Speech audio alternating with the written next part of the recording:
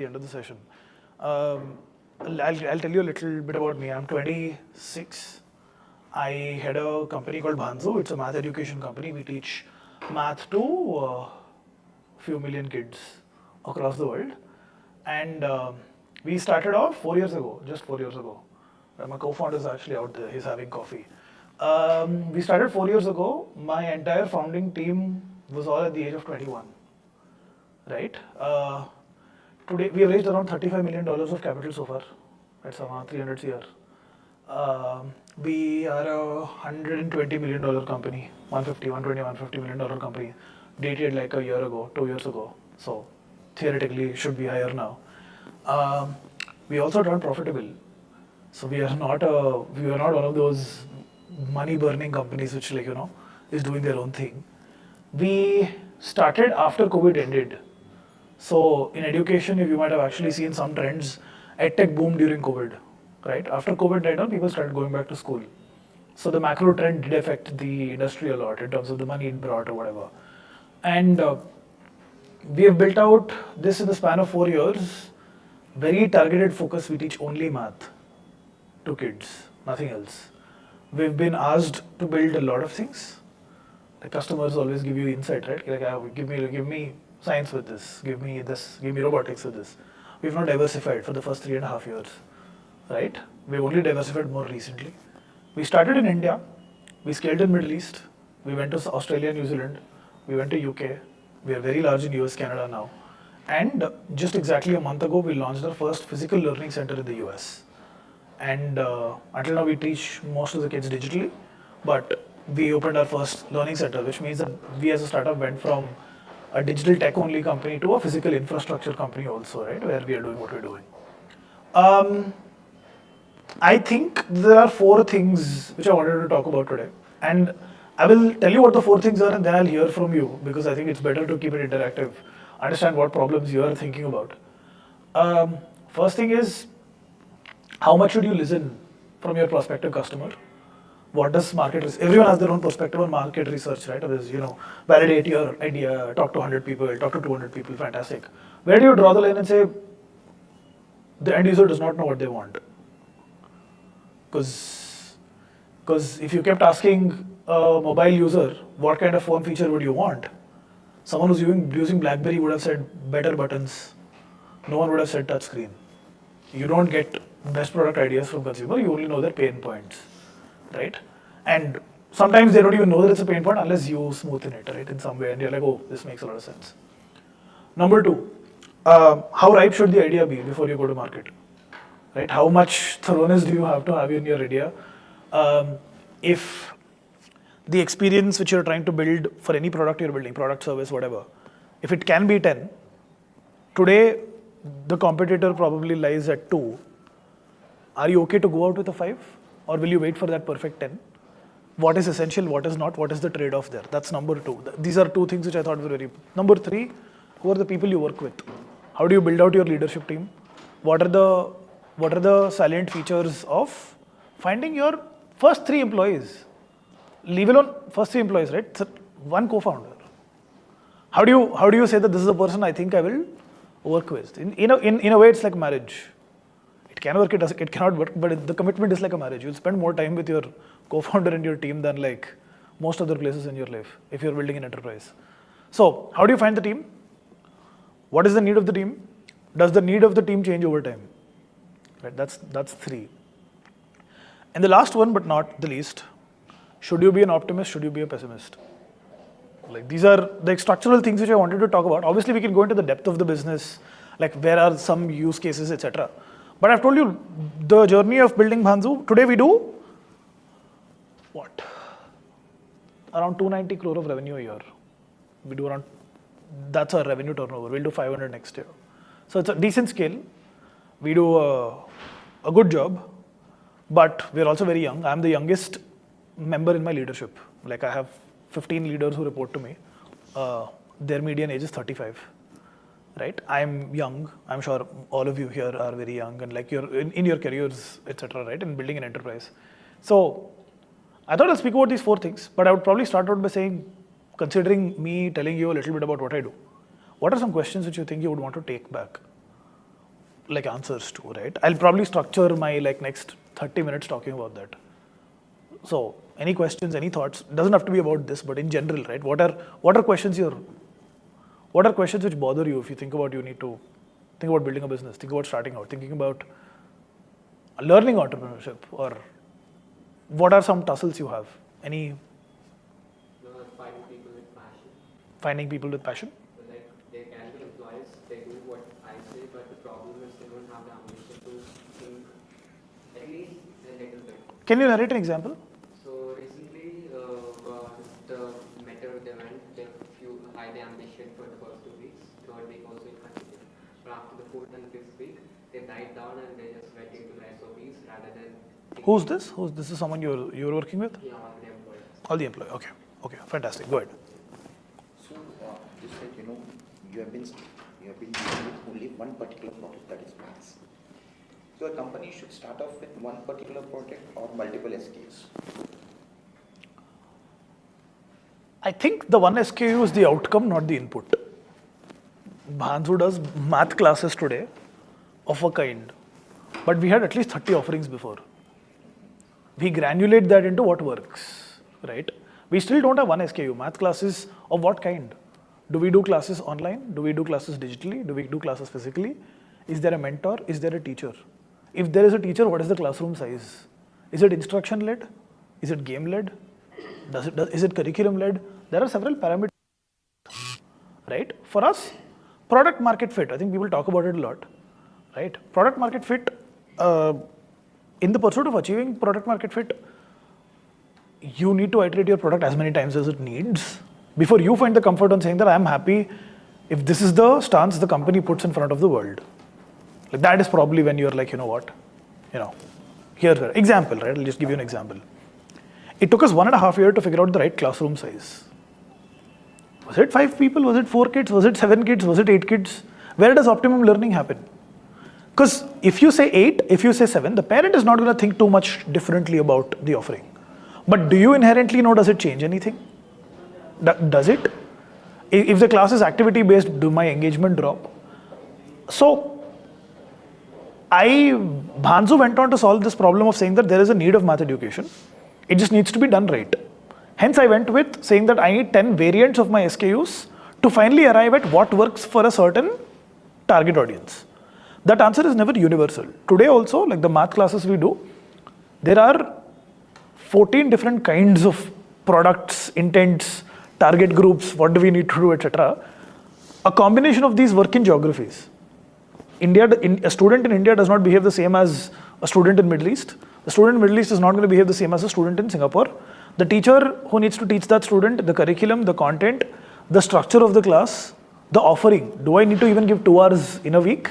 Can it be more self-learn? There are a lot of these questions which are very topical to like the place you're going in. For Bhansu, that axis is target market, whom am I going behind, target geographies, and then target intent. So based on these 3 axes, you build multiple different kinds of products and you see what your fitment is. According to me, you go with, if I were talking about a more full-fledged open play, I would go with X amount of SKUs, with that X being split into 3, the most boring but will succeed SKU, and the most aspirational will give you unrealistic sort of like exponential outcome, but not proven. You iterate here, you build on this, company has sustainability, that's when you can actually like, flywheel. For Bhansu, that was math classes in India. When we figured math classes in India and how students learn, we had stable income. We had stable revenue. Every income from that was actually invested into saying that how do I figure out Middle East? Every single penny which came out of this went there. You iterate on that for a year, but this becomes your base. So I think it's good to identify. It depends. I mean, again, I'm not saying that one size answer is everything. If you're a marketplace, you probably have to do like 1 million SKUs, right? If you're, for example, if your idea is to like work and compete against an e-commerce, then you have no option but to have 1 million SKUs. But if you're a D2C consumer brand in luxury jewelry, then I would probably say figure out whether you want lab-grown diamonds or gold. Don't even take 2 bets because it's a deep category of its own. So it depends on what you're doing. The answer to the second question which I think came up, which was about team motivation. I'm not sure how many of you here know this, but the biggest asset you have as anyone who's founding a company is your stock options. Like if your employee stock options, if you've incorporated a company, you have stock options to give to people. People respond to incentives, microeconomics 101, everyone knows this. But I think founders of companies are extremely miserly in giving stock options away. Like if there is an intern who's working with you, who could have gotten a job elsewhere, but is working with you and choosing to work with you, they are trading off their potential incremental upside for a larger upside here. That's why they're working with you, right? They're working with a startup for that reason. If you're not giving them disproportionate outcome, the probability of a startup succeeding, by the way, is less than 10%. If you're in a better place, if you have a working prototype, etc., it's probably a little higher. So if someone's giving disproportionate amount of time, you need to show them disproportionate amount of value. If you're not doing that, you're not going to succeed. I think a fundamental problem which a lot of founders also, like anyone who's starting a company of their own, they struggle with is, why should I give this much of my company now?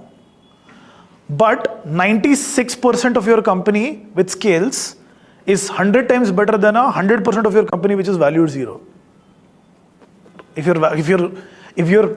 You need to never think about the share, the percentage pie, think of the size of the pie, right? And I think you take a lot more prudent decisions. You're here, you're not a technical, for example, you're not someone who understands tech. You do, but you understand it to the level of vibe coding, that's it. You want a tech engineer to help you. Put 10% stake on table. What are you losing, right? I think no startup school across the country or across the world actually tells you to be aggressive on stock, but that's the only thing you have as leverage, right? You can't pay them unreasonable salary. You can't ask them to be as passionate as you, because it's your idea, not theirs. So I would go ahead and put stock options on every single employee who works with me. My first 40 employees in a company, any company, should have disproportionate outcome if I ever raise capital. They need to have stock options, not after you raise your funds, not after you go to your investors and get for money, before, on the day they join. I think that's extremely essential. I have been able to retain talent of the company.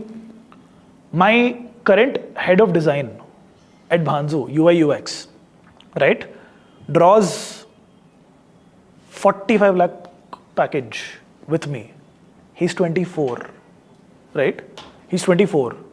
He started with us as a design intern. We paid him 5,000 a month. He's been only with us for 5 years. And he owns a considerable amount of stock in the company, right?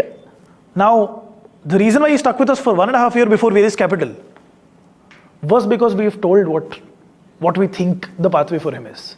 My first marketeer in the company today leads my entire content pipeline, right? My first 6 teachers at Bhanzu, right, are today my product managers. They are my tech product managers because they understand the problem of the teacher and the student a lot better than any product manager I hire. So I think anyone who's coming and working with you, they will not be as passionate about your idea if they don't have as much return. You're passionate about your idea, why? Because you have if you do well, you'll make a considerable amount of money. Now, add one and one, you get what? The only way to make people care is to actually show them disproportionate outcomes. And educate them from day one, right? I think it becomes, if you want a rock star, then you say, I want this rock star to work in my team regardless of what happens. I think that is not the mentality in which most of the people go hiring. They're like, what can I afford? Let me only look into people there. So you're already in that circle of saying that these are the only set of people who will work with me. That's a very interesting question I ask for anyone who pitches a startup, right? Or pitches a startup, or I was recently at a demo day, an AI demo day by one of the funds, VCs in Bangalore. A very interesting question I like to ask is, if you could ask any 3 executives in the corporate industry to come join you today, who will they be? It's a very good question to ask. If you ever start, you have an idea. Who do you want? Do you want the CMO of Zepto to be with you? Who are those 3 people? If you think that, then I think you will get their -1s or their -2s to work with you. If you say that, you know what, my marketing role's budget is 20,000 rupees. right? It can be 20,000 rupees with 10% stock, if that is really needle moving for you.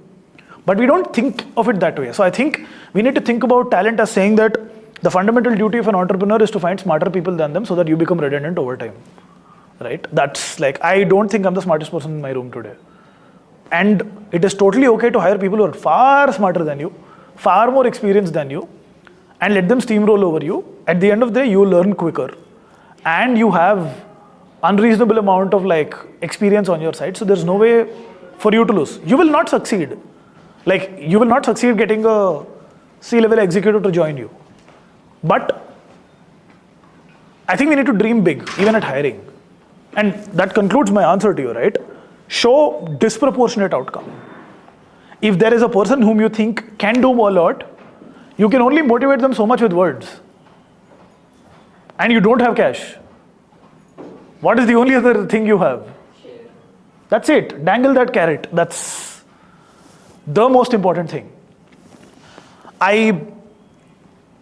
Just going on a digressional story here. My team was 7 people big. 7 people when we were in 2021. We shifted from Hyderabad to Bangalore. We were 7 people big. We were doing revenue sub 5 lakh rupees. 4 years, like just like our 7th month or 8th month into existence.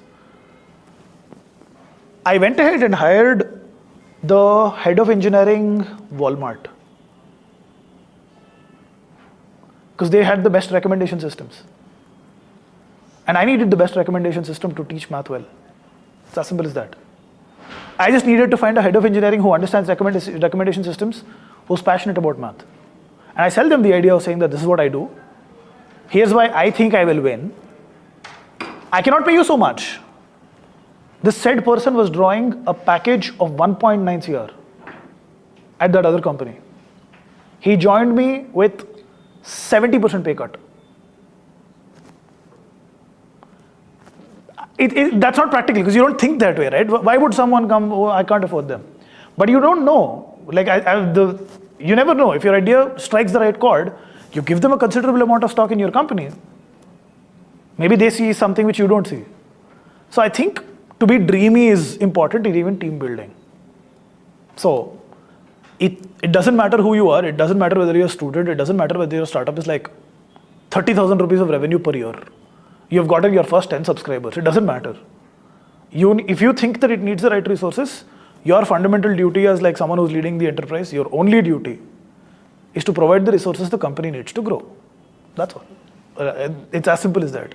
The company needs a rockstar engineer. If I can't get that rockstar engineer, I fail. Yeah.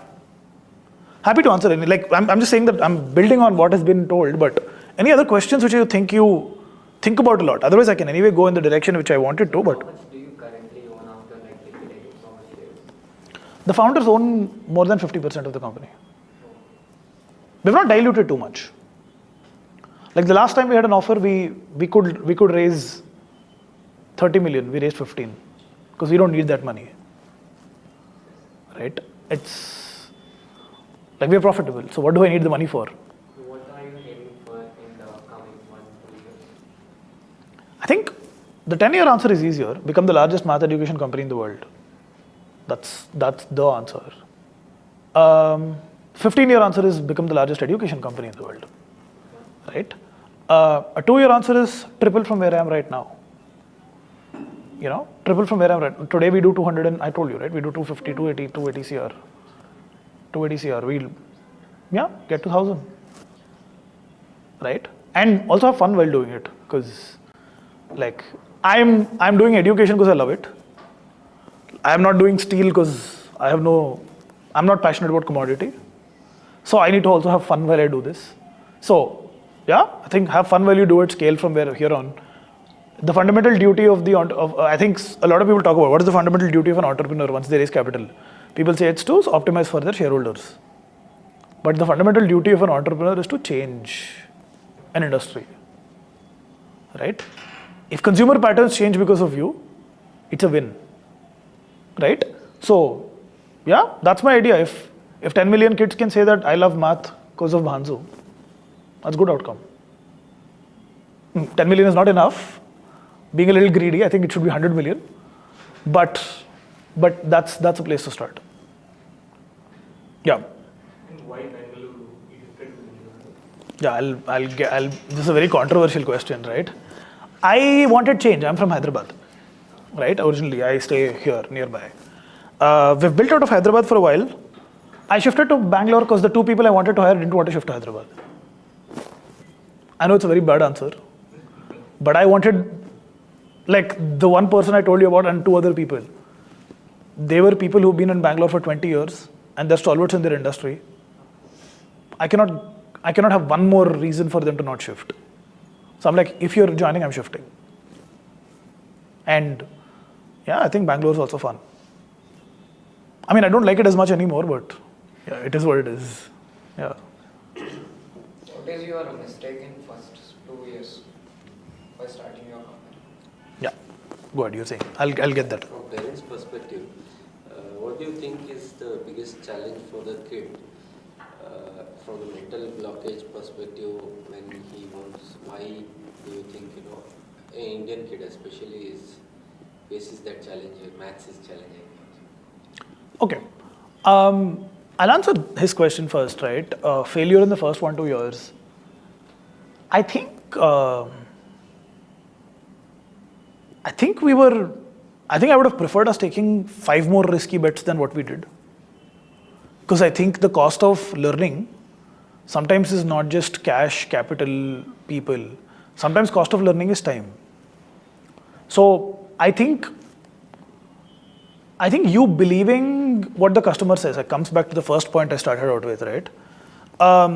We did 15 to 20 consumer studies, right? We did like talk to customers, do focus groups, understand what their needs are, etc. Most parents said that they want help for their school syllabi and tutoring, right? We spent a considerable amount of time helping and like building that. But we realized that they were asking for it, but tutoring service was not the best way of like making people good at math. It was to like build their foundations. But if I say I'm building a foundational math course, parents were not interested. Because I'm like, no, I'm in 7th grade. Why will you teach me foundations? So I think we went with consumer first ideology for the first 1 year.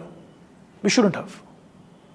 Because what do I innately believe in? I believe that math can be learned from bottoms up, from almost a zero to like the level at which you want in an extremely pacey way with the pedagogy we have created. Now, this is not intuitional to the customer. The customer wants to learn chapter 1 in April, chapter 10 in February, right? And have a summer course in between. The voice of customer will always tell you this. If you have like a smart set of 3 people who are product managers, who will think about this and say, oh, based on what the customer is asking, let me build this, right? Then you lose out the one skill which I think entrepreneurs have, which is intuition, finesse, right? Whatever you call it. You need to innately believe something right or wrong, which is people do not know what they want. I will build something and they will appreciate it after a year. I think we should have done that sooner. I think we've embraced that after a year, saying that you should only take the parental problems. Parental solutioning should not be something which we care about. Because their solutions is in the universe of what they know is possible. Right? It's not in the universe of what you know is possible. Right? So that's been one learning. The other learning has been that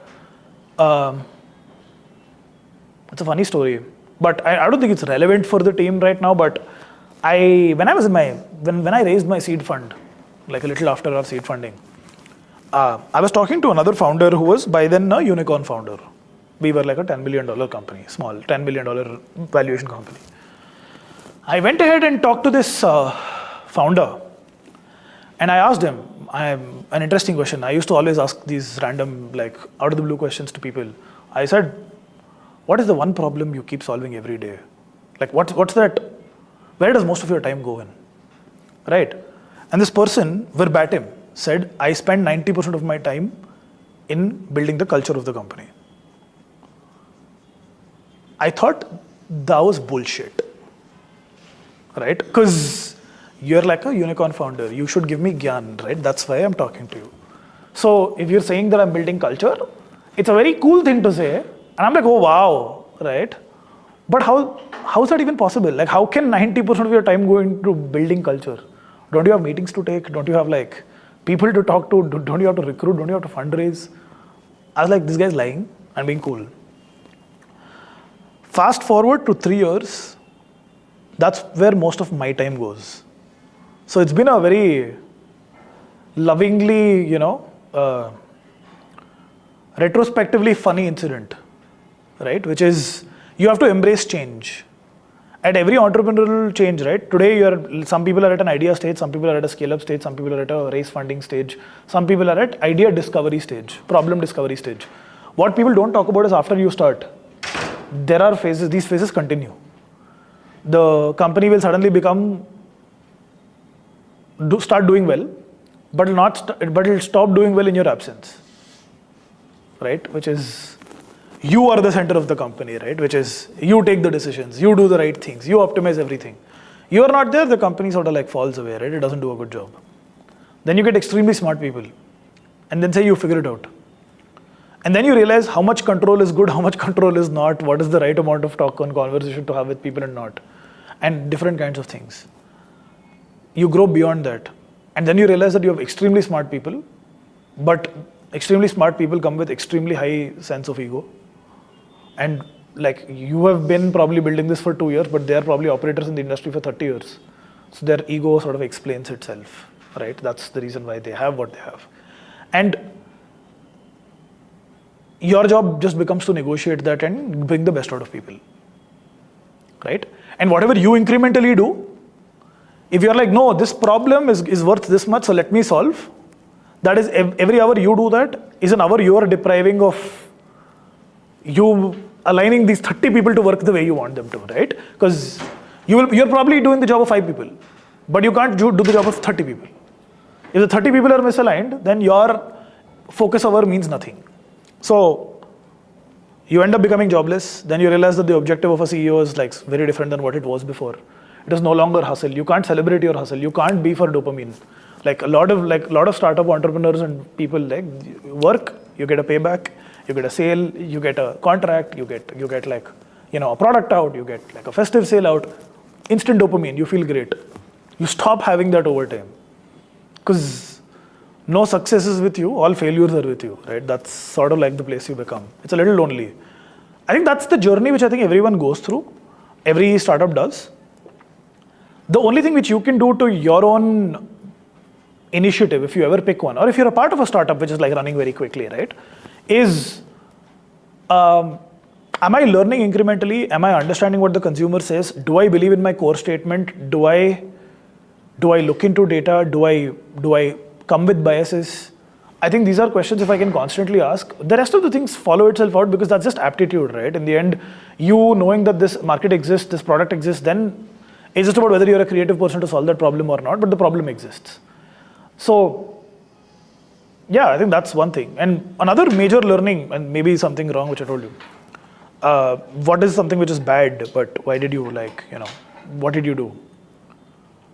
Some problems are just not solvable. It's good to accept that. This resilience which is like celebrated a lot, right? Which is, oh, you know what, you're a hustler, keep hustling, you will get there. Sometimes it's just a shitty idea, right? And I think it's, since there is so much negativity in the entire ecosystem of entrepreneurship, I think the entrepreneurship circles itself say that, no, believe in yourself, prove me wrong, like, all that. I think you need to balance this view of, I need to be a dreamer, but I should not be delusional, right? I should be a dreamer, but when the ship is burning, the ship is burning. It's as simple as that, right? You can't deny that the ship is burning. I think it's very hard to come to that acceptance. I have built a shitty product. It's, like, say that to yourself. It's just, you can't, right? Because we're very self-centered that way. Like, there are several processes I built out when I was starting the organization. Today, in like different conversations, someone you hire is like, who built this shitty process? And I'm like, I did, different time, different reason why this is the case. I think it's okay for you to be wrong and discard like things, right? And say that this is shit. This is a bad idea, right? And it's okay to say that because that's not conceding, right? You're just conceding that in the collection of 50 thoughts I've had, a bunch of them are trash. The best people in the world probably have that percentage to be a little higher than you, but that's fine. Like that, you'll get there. Answering your question, right? What is the problem with Indian learning or like whatever? Problem with math learning is universal. Math learning is made to be soul sucking, confidence dipping. Math teachers are one of the most horrible set of people you will meet. They don't even greet you with like a warm smile, right? And these math teachers will also grade you 0 on 5 for a large math problem, which you ended up with like a mistake in the end. No language teacher does that. You write the worst essay, they'll give you half a mark, right? Because I think everyone other than math quantitatively and qualitatively analyze a few things.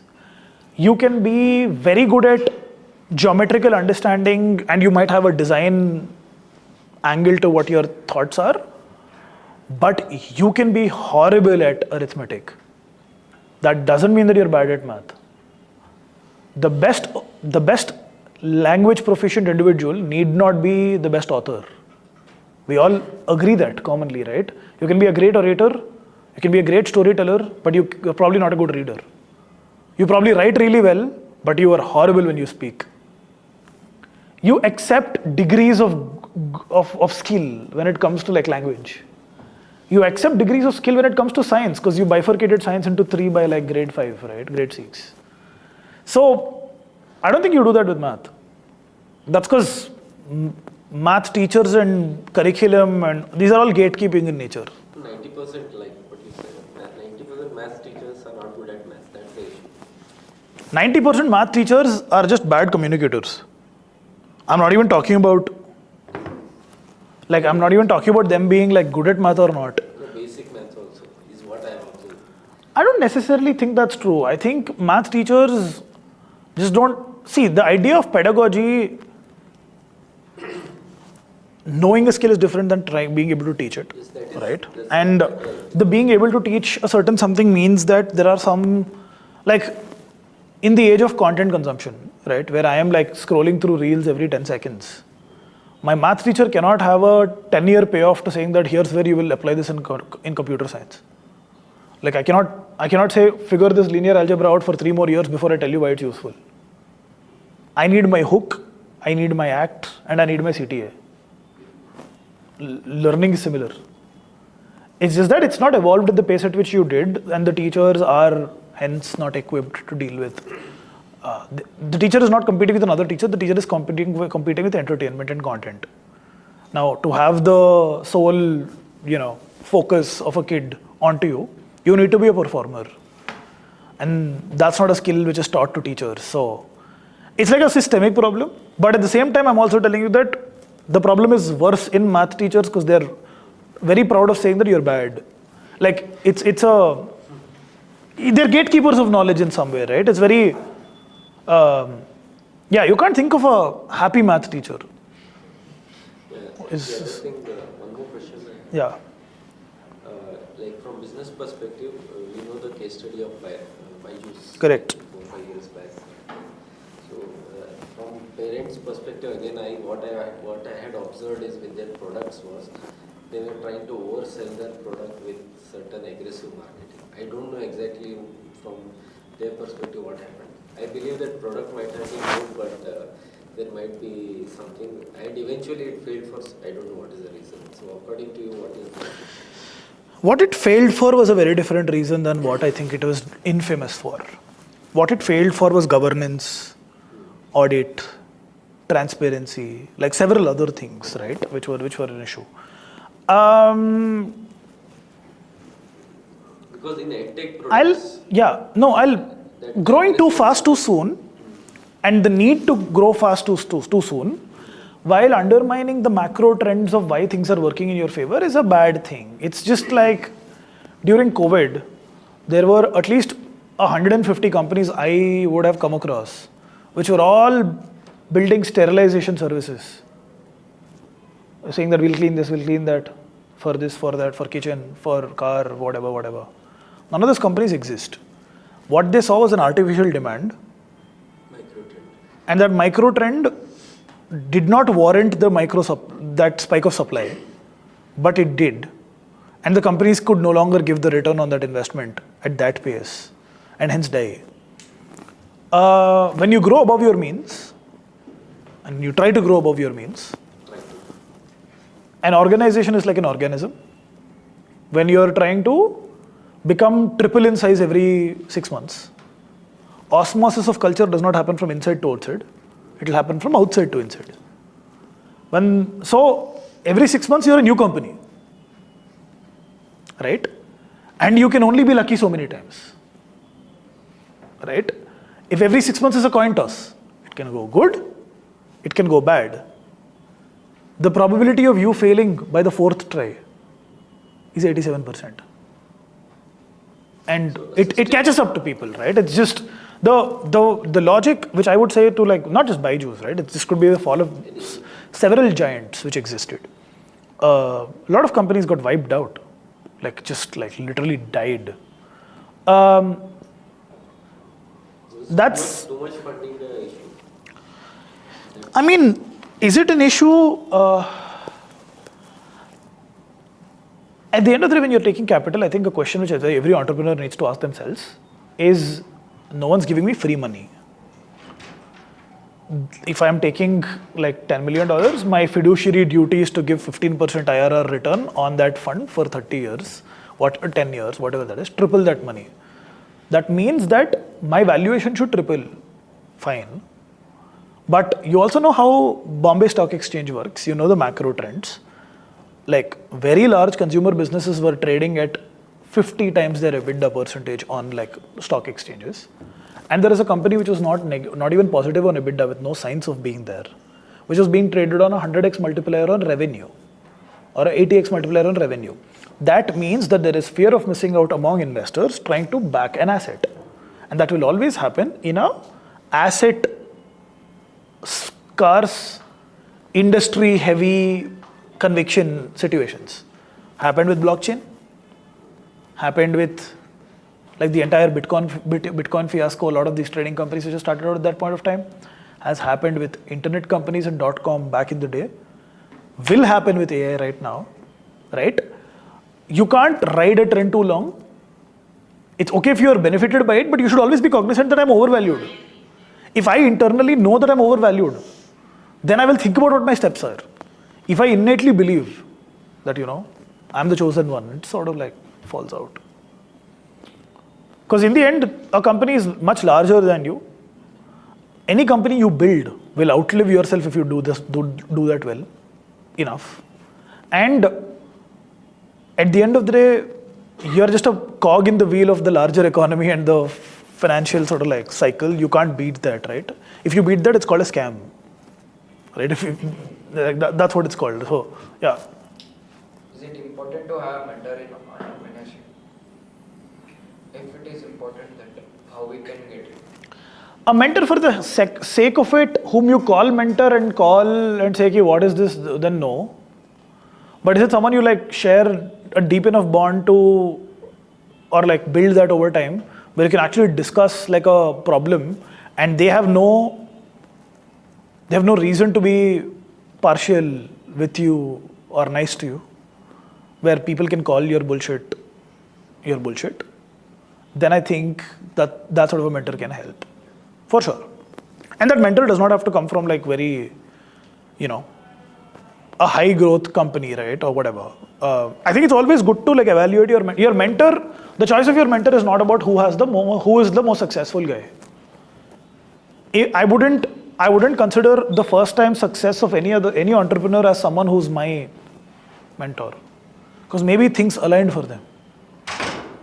Maybe you're going through more hardship than they did ever, right? So I would, the archetype I'm talking about is enthusiastic, hopeful, optimistic, but has battle scars. That's a good mentor, right? Enthusiastic, hopeful, but does not have battle scars, have been winning all their life? No. Has a lot of battle scars, hence is not hopeful, will say everything will fail, doesn't work either, right? So yeah.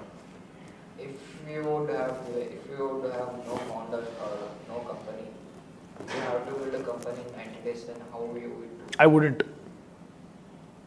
90 days is too less to build anything.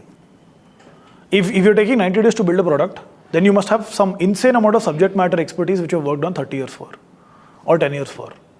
Like if I was a physicist, right? Or if I was a nuclear physicist, and I was working on this for 20 years, then I can think about saying, how do I commercialize this now? If you're not sitting in if you're saying, oh, you know what, I'm just going to find pockets of demand and pockets of supply and build a business, 90 days is nothing. I would take 90 days to talk to customers, prospective ones, right? Unless you have a core skill, right? Then it's different. If your core skill is that I have been baking cakes for 35 years now, then you can open a bakery in 90 days. But if you are just an entrepreneur who has an idea to bake the best cake, not going to happen. So, yeah. Entrepreneurship is not, like according to me, you cannot have a successful enterprise by not going out and talking to people. And I also think that the more you listen to other entrepreneurs, the more thought paralysis you will have. Because everyone will have their own perspective, so what's your style? Like you will start, like it's as simple as this, right? I keep telling this to even like people who learn math. There is the right amount of exposure, beyond which it becomes bad. If I were to tell a student that you need to learn every word in the dictionary before you utter a sentence, I will never speak, right? And by the time I'm done reading the dictionary, I'll feel like I probably don't have any, I don't remember that. So I will stop speaking, right? It is better to know the dictionary didn't exist, right? Because you would at least try, horrible as it may be, right? So I think it's just, there should be a right amount. You can never cover all bases. You can never, the probability of the success of your startup is never 1. It is never greater than 50% also. If it is greater than 10%, then make the jump. While you're making the jump, if it feels like it's 1%, then leave. Right? That's okay. That's totally fine. Like I had a healthcare tech startup before this. I worked on it for a considerable amount of time. I raised a bunch of capital also for it. Right? Was working out of there. Practo raised a shit big round then. This is 2017 I'm talking about. I was 18. I had a team of like 10 engineers with me. We were building everything out. Practo raised a very large round. And we were working with like so many things. I realized that I'm not a medical professional. I'm not integrated into the doctor ecosystem. The other companies which are competing with me are directly connected to Apollo. Right? I don't have that leverage today. And since I'm not expert at this, and I didn't feel motivated enough to become the expert at this. I was not passionate enough to go to every hospital in the world and sit there for like 5 hours. I realized that it's just not for me. It's a painful realization to know that you started building something and you don't care about it anymore. But that realization is true. You should not deny yourself of knowing that I don't care about this. It's okay to say that I genuinely don't care about this. It felt fancy then. It doesn't feel fancy now. Bounce. You can. What are your good habits to make your company as unicorn? And what are habits? We are not a unicorn yet. We are a $150 million company, so not there yet. But yeah, go ahead. All nonsense terminology. But yeah, anyway, whatever. Yeah, but go ahead, yes. You're saying, what good habits? I don't know, man. Unfortunately, I don't have a lot of good habits, I think. Like, I think I've been persevering enough, patient enough with people, and that has paid off, right? I've been patient enough with returns and like patient enough with like building with conviction. I think that's one. I have made sure that I had fun every single week at work, not every day. That's hard, right? Because you will have to do the shittiest, like if you think it's going to be great after you scale a startup, it's not. You're going to spend time, 90% of your time, doing things which you absolutely don't like, right? You will have to be sitting in a room full of like corporate governance lawyers so that you have to expand to the US. What you want to do, expand in the US. What you don't want to do, talk to lawyers for 15 hours. What you should do, talk to lawyers for 15 hours. So you will end up in these like situations which are not fun, right? So I have at least told myself that in every week I work, I will have fun. Like I will pick that one thing which I want to work on, where I will feel like, oh, you know what, this is why I'm here. The more disconnected you are to that, over time, I think it doesn't just pay off. So find that one thing you absolutely love doing and then keep doing it, regardless of what people say. The third thing which I think is something which I think is a good habit is to be whimsical. Like if you're tracking your company which is not started on Trello, stop. Right? Don't make that Kanban board. Don't make that to-do list. Right? It's just, the moment you start creating structure to things, it's very hard to say that this is deprioritized. I don't care about this. It's very hard for you to remove things out which are written. Right? Because they suddenly feel important. So, I've only had 4 to-do items, not greater than 4 to-do items in my to-do list for any day so far. I have 500 tasks. But the question is always, are these the top 4? If they're not the top 4, then it doesn't deserve to be written down. Live with the discomfort. So, I think that fluidity helps. Being a little whimsical helps. And yeah, go into a room, just like go and sit into a meeting which you need not be a part of. You know, write that one email to that customer who thought that your product was bad. Right? These help. These are, I don't know if these are good habits, but I think these are things which I think I've found a lot of value in. And yeah, this entire thing of, oh, you know what, you should delegate. Learn management before you. Business for the first 1 year of building any enterprise, if you're building a 10,000 crore enterprise also, the first 100 crore of that business, first 50 crore of that business, you need to do. It's you. If you're a founder, you need to do it. You can't outsource that to someone, right?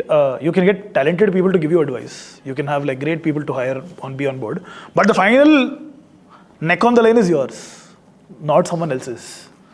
And if that means that you need to like read, if that means that you need to upskill, if that means that you need to watch like 50 lectures, then you should. Yeah. And that's pretty much it. Be whimsical. You can't be a structured founder. It's not going to work. You just walk out on the road and you're like, you know what? I'm going to think about this today. I think you should be able to do that. Yeah. As a child, when and how did you develop your math skills? I didn't develop a math skill. I trained on it for a very long time. I was actually into competitive math competitions when I was 8 or 9. I started them out. I was not really good at it till I was 13. At the age of 13, 14, I started going to my first championships. I won my national championship when I was 12, an international championship when I was 13. I broke a bunch of world records when I was 15. And then at 17, I stopped like doing math competitively because I realized that I got bored of doing that. Unfortunately, I still get identified for it, so I don't really like that. You started attending competitions on your own or like? On my own, yes. On my own initially. After that, in all honesty, people were clapping, I felt nice. So I went to more competitions, right? You were getting perks. My dad promised me a PlayStation if I win the nationals. So I went to nationals. And after I broke the world records, I realized that, what do I do now, right? What's the value of this? What's the net addition to society? The answer was 0. So then how did you shift from being a maths genius to a startup and business? It didn't happen that naturally. I actually, at the end of the day, math, I did good math and arithmetic or whatever, but I think quantitative skills do help. I started a chain of ice cream stores when I was 16 in Hyderabad. So I had like a lot of prize money from the competitions. So I started an ice cream store here called Mr. Ice Creamers. It used to be in Moti Nagar and the other one used to be near Shilparamam. We used to have like a ice cream truck, and we had 3 ice cream stores. We franchised them. I franchised them. And my only motivation was I have some money. I can build a small ice cream company. Zomato, Swiggy just started out. So you can send stuff online to people and you can have an ice cream store. So you were entrepreneurial. Yeah, but that really didn't do some phenomenal, it went to 4 stores. It made its capex return. It made decent money, whatever. And then I went to Delhi to study, and I realized that I don't want to be building ice cream stores all my life, right? That's not, I like ice cream. I just don't love it enough to like, do that. So then I started my healthcare technology app, which I was working on. It was called Donut. We were building open source software for doctors for prescription making, drug recommendation, insurance tie-up, quick checkout at like pharmacies. Lot of these things which we were there. We were rolling it out to around 300 doctors in Delhi. We had like a considerable amount of user base. We were working on a model similar to Oyo. So Practo today charges the doctor for being listed. We were saying we don't charge you anything, we'll give you all the software as free, but you give me 3 slots of yours per month. So I actually like undercut those slots and sell them for lesser. So it becomes a place of demand. You're also creating software. You can eventually get like that entire mechanism running. That I wound up after a year. And then was working only on non-profit. So before Bhanzu, it was called Exploring Infinities. We were working with only government schools. In Andhra, Telangana, Punjab, and Central Board of Secondary Education, we used to teach around 1.5 million kids. Physical classes in like schools. We used to have around 8,000 volunteers, right? And we were leading that program for a very long time. Eventually figured that you can only scale so much using a government, and I don't know, it was not exciting enough because you had to like wait for approvals of like the red tape, which I thought I could go back to it after I grow a bunch of gray hair, because I think it just didn't feel pacey enough. That's when I started out Bhanzu. And yeah, it's been going well. I've been helping a bunch of other startups like that since then to figure out their data models, to figure out their expansion plans. I got offered a position at McKinsey when I was 19, right? I was just finishing college, right? I just didn't go there because I didn't see a reason to.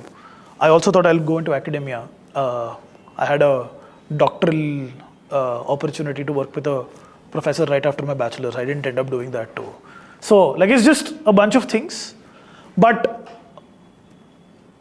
the farthest of this is that math thing. I don't remember those times anymore. So it's like a very, very faint thing in the past. After getting into teaching, I think it's been very fulfilling. Like I think at least education has been very fulfilling for me as a sector. So I realized that I could spend 10 years into this and not regret, right? And I think that's the calling, right? I'm okay to, by the way, right? If I'm okay with no economic outcomes, with like decent hand-to-mouth sort of situation, with you still teaching like 50,000 kids by using some platform, I think that still excites me. Because in the end, that impact is what I think I care about. And I think since it is the case, I have nothing to lose and everything to gain, and hence it makes logical sense. But that was not really true for my 2 other startups, right? Contrary to today's other conversation where there are a bunch of kids, right? We were talking about sustainable development, purpose, mission. Lovely, all of that is lovely, like fantastic. But you don't have to do social good to build a great enterprise. It's just like, you can, like what social good is chemical manufacturing doing? Right? Nothing. What social good is steel manufacturing doing? Sure, you can do it better than others. But efficiency is a very nice unlock too. You don't have to find and attach a purpose to an enterprise to make it successful and to make it your own. As long as the problem excites you enough. I think that's the takeaway I would have. It doesn't have to be that, oh, you know what, I'm creating jobs. It doesn't have to be any of that. Right? Eventually, if a company exists, it's because the economy decided that it should exist. That's good validation, right? That's good enough. Otherwise, like I keep repeating this, like one quote which I really like. How many of you here watch sport? Any sport? Do you watch any sport? You do? Cricket. Why do you watch sport? Why do you watch sport? Right? The one statement I really loved, like I keep repeating this everywhere. Business is the most competitive sport there is. Right? And that's one reason which keeps me going. So, yeah. Any questions? Why did you not you enter in corporate? Why didn't you choose to do any job? What makes you to choose entrepreneurship? In retrospect, I should have, like for a while. Life would have been nicer. I would have, like in a, huh? Had a life. Yeah, you would have had, oh, by the way, no one talks about the bads of entrepreneurship, right? Like they do, but it's usually like valiant, right? It is, greater good, this, that.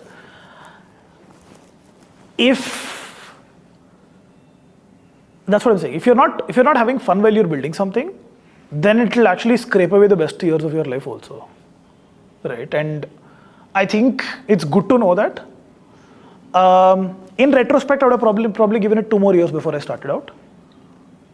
Only because I think I would have, like I see other people my age, and I'm like, you know what? I would love to be that, I would love to not have as much responsibility. But it has its pros and cons, because there is a lot of things, a lot of mobility and freedom this gives you. So I think that's a give and take. For me personally, I would have probably started out 2 years later than what I did. But at the same time, would I have been as passionate about the same problem 2 years later? If I was today the way I was like 2 years after, would I care? I think these are questions you never know an answer for. Why did you not work in a corporate? I had a target.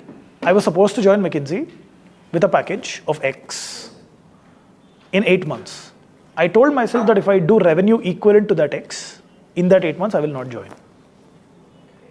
That was my goal. And we did revenue equivalent to 1.5X of whatever that CTC was. So that was good enough reason for me to say that, you know what, I can do better off. But I'm sure if I didn't do that X, I would have definitely gone the other route. You cannot have a continuously moving goalpost. It's good to time your experiments and say, if I really care about this should work in 10 months. Put that day on your calendar and say, if that day doesn't work, opt out. Can you be as unemotional about what you do and just drop something midway and be like, you know what, I'm done? I think I've done that with my mental math, right? In 2017, I went to Stephens in Delhi to do my college. I told myself that I'm not gonna waste a single more year in my life doing a competition which I don't see value in, right? I have not gone back to any of those competitions for 4 years. Until COVID happened, I didn't know what to do. I did a competition again. And after 2020, I've not gone again. I know that I know that I can do a great job. I know that it'll get me all the traction or whatever. But I don't see a reason on why I should waste my hour there and not elsewhere, because I don't see the return. So I think it's good to I think you should be unemotional enough to, you should be emotional enough to care about it all along. But Bhanu, wouldn't that keep you current in this world of publicity and you taking part in those competitions and winning probably very easily, wouldn't that keep you in the news and current and help your... It will, but how long will I keep doing that for? I think for me, the organization should figure that out for itself now. Why are there 50 smart people in the organization, right? I should be redundant, right? If I'm not redundant, then I've not done a good job. And if my personal media is a reason why it is still helping a brand, then something's wrong, right? So the merit of the product is you can have 100 head starts. You have to use all your unfair advantages in your favor when you want to prove a point, get it to some place. But after that, the unfair advantage becomes the liability, right? Because you're no longer thinking about other unlocks. You need to, I consider capital in bank as liability. Because if you're having capital in bank which is not being used on other initiatives, that means that you're running out of ideas. You're running out of initiatives to take, right? So I think the moment you start thinking of some of these assets since it is not a scalable asset, it is a liability, I think it becomes easier. But that probably comes from what you believe is success, right? For me, success is 100 million kids. Nothing which I will do personally will get me to 100 million kids. But if I spend a lot of time building the right team and doing the right thing, I have a chance to get to 100 million kids. I can be... Byju's had Shah Rukh Khan. They didn't reach 100 million kids. Nothing Bhanu can do to become bigger than Shah Rukh Khan, right? But if Shah Rukh Khan couldn't do 100 million kids, what can? Only true execution can. So I think it just comes down to that, saying that, you know what, I need to bank myself. Sometimes it can be an unreasonable belief also. So what did you learn from Byju's? That is one thing I've been trying to... We just talked about it. We just talked about it a little while ago. Oh, sorry. I think there's nothing wrong with what most of these industry movers, right? In retrospect, you say that they should have done this, but that's because you have gift of hindsight, which they didn't have. Being the first mover of any industry has an advantage, which is you get to capture all if you do right. But you also don't have precedence, so you don't know what can go wrong.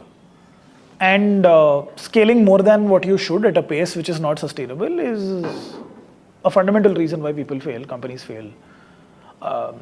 Not saying OpenAI did not scale at a bigger pace than that, or like Lovable did not, but they're structurally different things, right? It's just education and healthcare are places where things take time.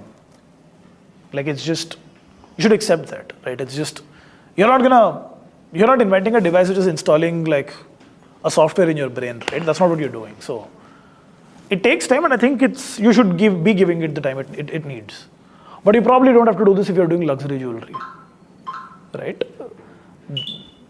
Or if you're like a fast commerce company, because winner takes all there. So if you're slow, you're slow. Yeah. Yeah, besides that, as you know, in mathematics, in order to find the proper distribution or find the correct probabilities for an event occurring, you usually need a large data set. That's also true in real life.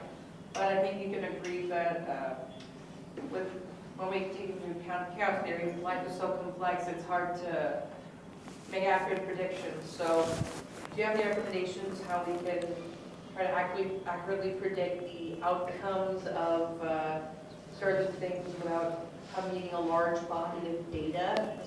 Like with OpenAI, there wasn't really generative AI before. Mostly it was more highly specialized programs used for things like genetic coding that required very specialized knowledge.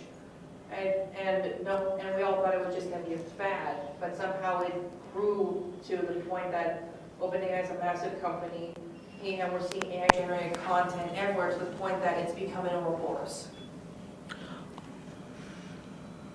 It depends on whether you're speaking with $100 billion of cash in your bank or not, right? Most organizations, companies, individuals are not blessed with data to carry inferences. Sparsity of data to take decisions is a skill which I think you need to hone. Increasing the probability of success is your duty, but at the same time you can never tend it to one, because then you will be in a thought paralysis. Sometimes it's easier to go give it a shot and see what happens. That's cheaper. It's cheaper by all means, right? On your brain, on the money, on the wallet, on the bank, to give it a spin and see what happens, instead of trying to align everything there is, right? And unless you're a data company, right? OpenAI's example is entirely different because their product is the data. Their product builds on data. Decision making through data, no company will ever have dense enough data to start on the get-go. So you need to make parametric decisions on saying that, here's what things are. For me to it's like Heisenberg's uncertainty, right? It's just, you can't, if you want to know everything about the decision, you'll take forever. You'll take infinite time. Yeah, and by the time you learn it, it's too late. Aspects of it may change. It's too late. The answer to that is, depends on your risk appetite. You take your spin and see what happens. In the end, if you're 60-40 right, and you're consistently 60-40 right, you do much better than most. The only problem is when the decision stays because of inertia, status quo. At every point of time, if you question it and take a decision, it's totally fine. It's okay, it doesn't have to be dense. But I think that's where quantitative skills come into picture. This is one reason why I fundamentally disagree with most market analysis folk or people in entrepreneurship, people who have a very structured understanding, a structured MBA program. Here's a business document, here's the outliner, here's my business model canvas, here's my aim, here's my deck. As long as you know that you're trying to convince the other person that it is true, even though you don't believe it, it's fine. But if you truly believe that much of structure, then you're really not fluid enough, and that's not going to work out. So I think it comes back to that, right? Whimsical decision making does go a long way. the cost of holding on to a decision is much higher than the cost of taking the right decision, most of the times. For me, the rule is quite simple. For the 30, 40 people I work with, if they come to me for a decision, which is a clear 60-40, then they've come to the wrong place, right? You come to me only when there is 51-49, right? And I think that's something which because if it's 60-40 and you're asking me, then you're asking me to like carry your monkey, right? You just want me to like reinforce that you're taking the right decision. So it becomes systemic, the issue. So sparse data decision making is a skill and needs to be built by everyone. And if you're an entrepreneur and if you're spending more time on your Excel sheet than talking to your customer, you're bound to be like, everyone likes Excel, everyone knows how to make good formulas, macros are fine, everything's fine, but they're just to reinforce a very shitty idea. So the idea it iterates if you talk to people. So yeah, go for it. How important is personal branding? Quite so. Why? It helps in people believing you, saying that this person is legit. Personal branding does not have to come from you being skillful in the same field. If you are revered as someone who follows through, pivots, reads and understands, I think your personal brand still has a lot of voice. Personal brand helps when you're good at something and you've historically been good at something. That means that you're a go-getter, right? And that translates. There is a clear study which says that more investments and funds flow in the direction of people who have shown spikes of any kind. You can have the most horrible academic outcomes, but if you spike in something, right? Are you like, do you do the best crochets? If that's what you're famous for, it works because that's what you cared about and hence you're well. A flat line is a problem unless the flat line is like, an Elon Musk flat line, right? Where you're good at everything and like the only place where you fail is people or whatever, right? The spike helps where I think personal branding comes into picture. Customers to believe, people to believe, businesses to believe, enterprise to believe, depends on whom you're selling to. If you come across as a person who knows their shit, then it works. Personal branding is not about creating 50 reels. What it isn't, you don't have to be a content creator to be a personal brand, right? You don't even have to like be an internet personality, right? If your credentials speak and you're a great storyteller and you tell that in the forums where people listen to you, that's good enough, right? And to leverage that, if you're asking for investment, all early stage investors will tell you that I'm betting on the person, not on the idea, right? So when does personal brand fall flat? If you're too rigid, if you can't call your own product as it's bad. Like personal brand goes with also like a little bit of, self-analysis and being critical on your own self and hopeful still. It's like you want everything, right? Like that's the entrepreneurial like need and ask. Hopeful, pessimistic also, critical on yourself, but also dreams. So I think it's, if you come across as a person who's genuine, right, and willing to learn, and with every new information presented to you, you will unemotionally rerun your algorithm of how I think about that situation, right, regardless of whether it hurts you or not. Then I think you've done a good job. If that is shown by a spike in some aspect of your life before, that goes a long way. Yeah, and it helps hiring. It helps build a rockstar team, right? Why will someone trust you otherwise? Like, yeah. Anything else? If you would have to compete, you launching a new company, then how would you compete? For example, as in your education field, there are PW currently, LN like that. How did you compete with them? PW and Allen teach test preparation. We don't. Fundamental reason is, I'm going to sound very preachy now, right? But for me, test preparation was never really exciting. It has a lot of money, by the way, right? We have a lot of people who say, please launch JEE classes, like you can double your revenue. I don't care about JEE classes. The reason why I don't care about JEE classes, in the end, 15,000 people will go to the IIT. I can't change that pie. I'm only playing a selection criteria. If I do well, I will displace 500 people to get my 500 people, right? Neither am I creating an economy, nor am I changing the society. It doesn't personally excite me. You can spin the same thing and say that 500 people who did not have an opportunity to get here before have gotten here.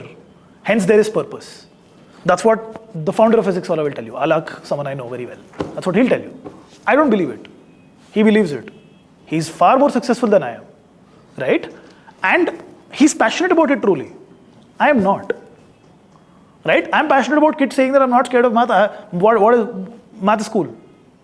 I don't care. It's quite easy. That gives me happiness. That's the industry I want to work in. I'm going behind $1 billion industry too. There's a lot of spend in the US. There's a lot of spend globally on this.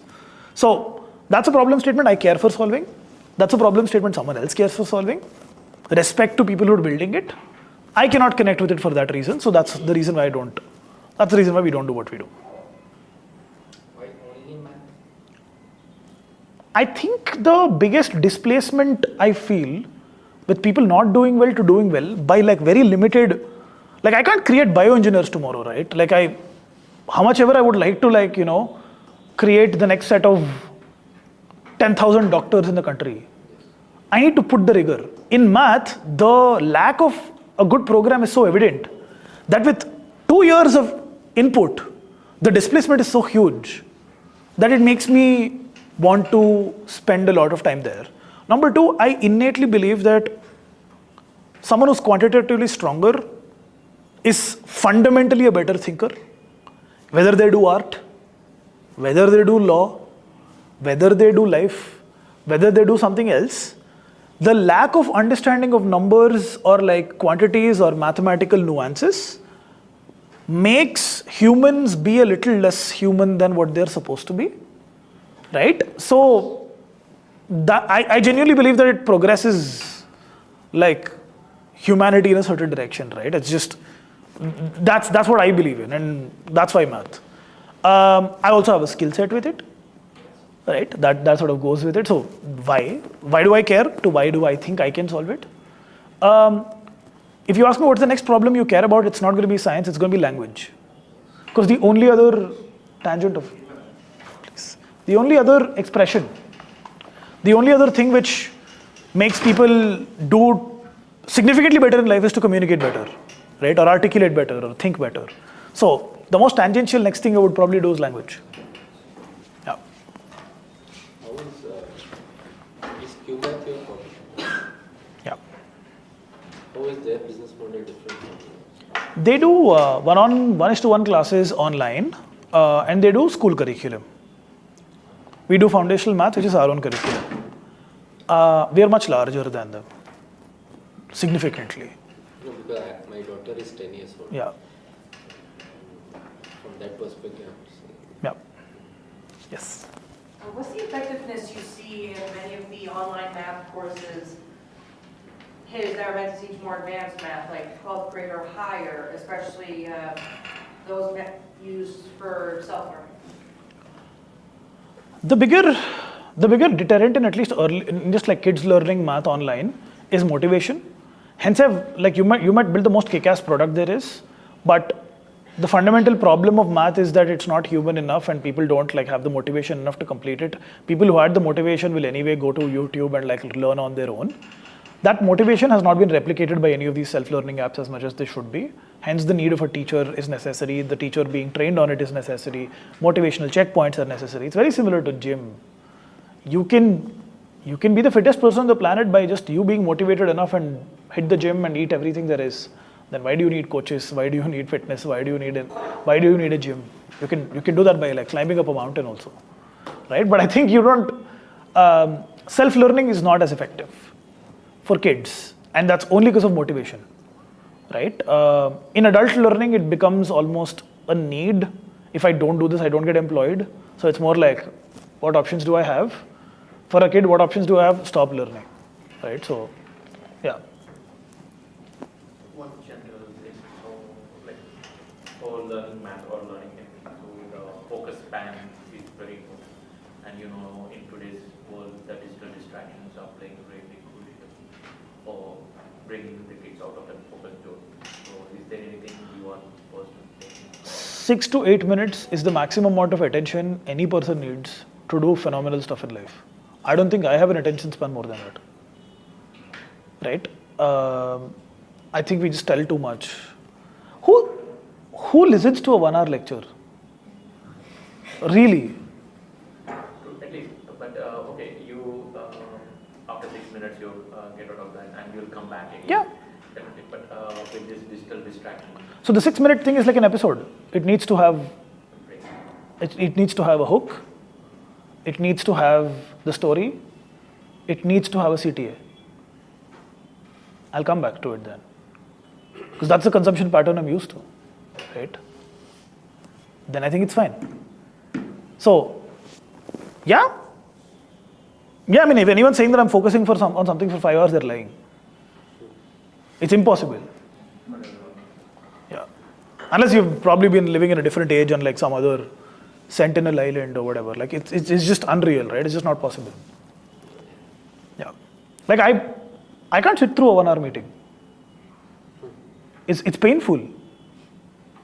Right? So if you can't articulate something in 20 minutes, then it's not worth articulating. Right? So I think we just go on this like, oh, I need to prove other people that I'm doing this, so like it takes as long. It doesn't. So I think we as like a generation, I think we're moving closer to aptness. So I think that this short form media content is actually in the right direction. Like I have a very controversial opinion on this. I think it's the right thing. People are like, they're getting some value out of something which is small. There is a problem with it. The problem is that long-term payoffs are things which you can no longer focus on. So stringing those like multiple small experiences into a large experience is something which is not happening. So people can't like wait for 10 days for a result. They want it now. There's that angle of issue with it. But the attention span of people having to keep the attention span of the other person in mind while they talk, brevity is a skill. It's not talked about enough, but brevity is a skill. The best pitch decks I've seen are 5 slides big. So that's Not 5 slides of why me, what is the problem. Yeah.